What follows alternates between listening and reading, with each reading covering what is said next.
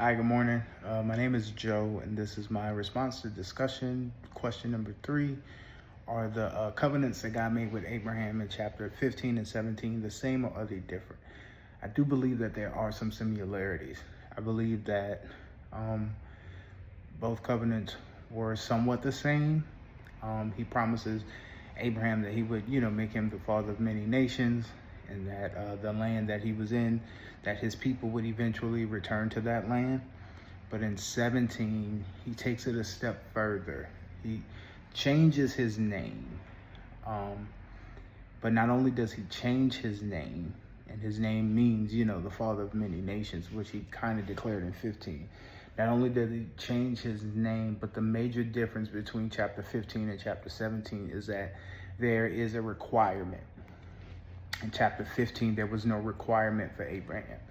As long as he just stayed with the Lord, he was going to, be there were going to be many descendants because of him and his obedience. But in chapter 17, the major difference is the use of circumcision. That God wanted him to be circumcised, and everyone, that all his descendants after him would also be circumcised. And this would be an attachment to the covenant, meaning that anybody who was circumcised, that was a descendant of Abraham, knew and agreed and understood that there was a covenant that was set with God. So specifically, just because there was in more detail a requirement in chapter 17 than there was in chapter 15, it gives it a big difference, because it was something that Abraham had to do.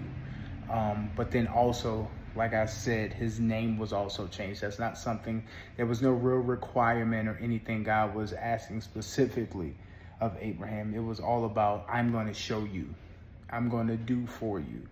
But then at 17, it went from, I'm going to show you and do for you, but you are required to do some things as well as a part of the covenant. So although they were different in the requirement, the covenant was the same. And God was going to take care of Abraham, give him offspring, but then also take care of all of his descendants. And the only requirement was the circumcision.